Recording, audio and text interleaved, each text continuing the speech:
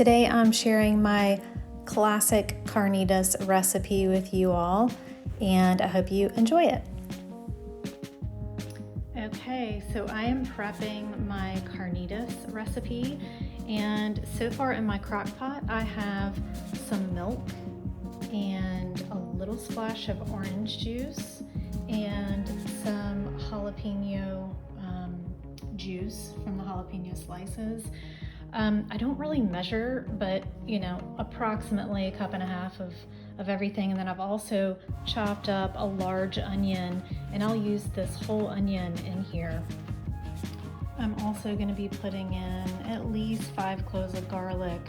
It really makes it super yummy, and I just toss them in. We're not real fussy about it, because basically what you're going to do is you're going to let this cook slow and low in the crock pot for a long time, 8 to 10 hours. So when you pull it out, you basically drain everything, and I'll show you how I prep it from there.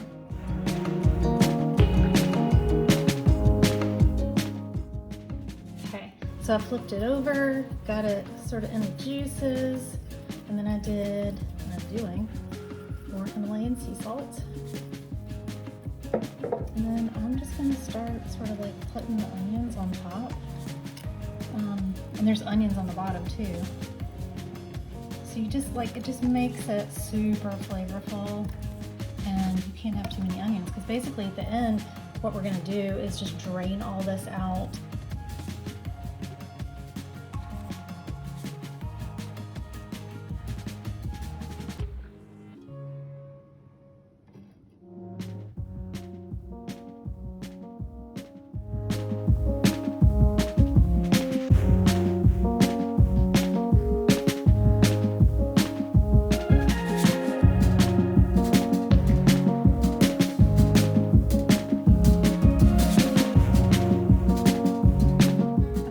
Attempting to show you a little bit about how I manage this.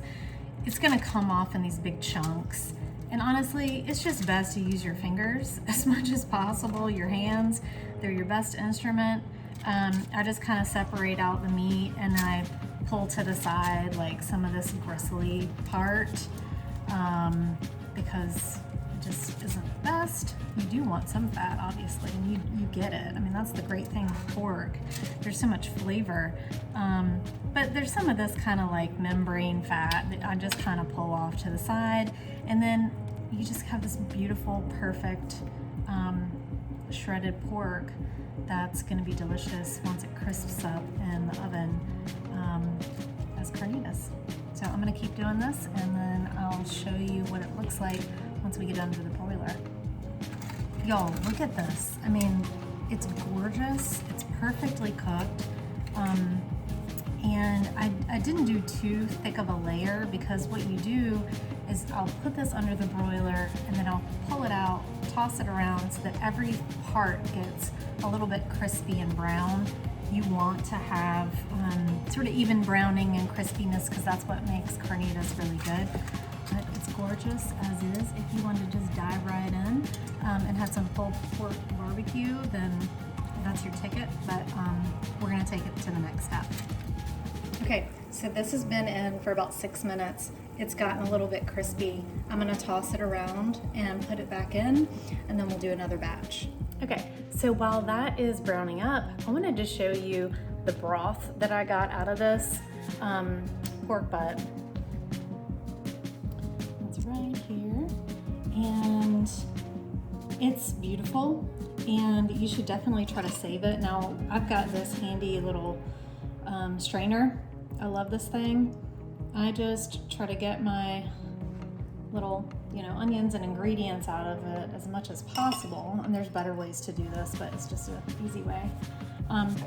But you've got this beautiful broth that's got some amazing fat on top, and we'll probably keep most of this, put it into some freezer bags and pop it in the freezer, and then once in a while when I want some bone broth, I'll use that for soup or any other use. Okay, so this batch is ready to be put into the container, and I'll let it cool, and then I'm actually actually gonna take my meat cleaver and chop it up so that it's a little bit smaller and just easier for tacos and prep.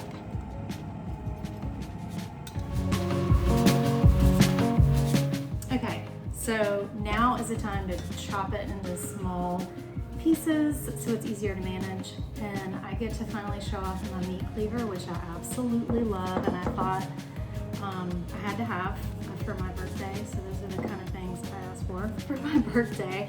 But it's so effective. I mean, you just let the knife do its job, do the work, and look how nice and chopped up that is. Super efficient, and you don't want it too fine, but I love that knife.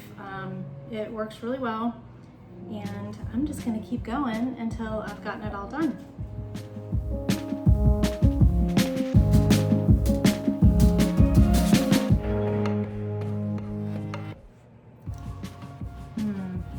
That's so good. Oh my gosh. That's just my absolute favorite. So I hope you guys enjoyed this recipe. Here is the final product. It's beautiful. And like I said, some of our favorite things to have are obviously carnitas tacos. My husband uses a corn tortilla. I usually just eat them straight. And then sometimes I'll have scrambled eggs or fried eggs with carnitas. And there's just so many ways you can use them. What I like to do is after I heat them up, before I eat them, get some lime and squeeze it over the top. And then that little bit of acid just makes a huge difference in the flavor of the carnitas. So enjoy.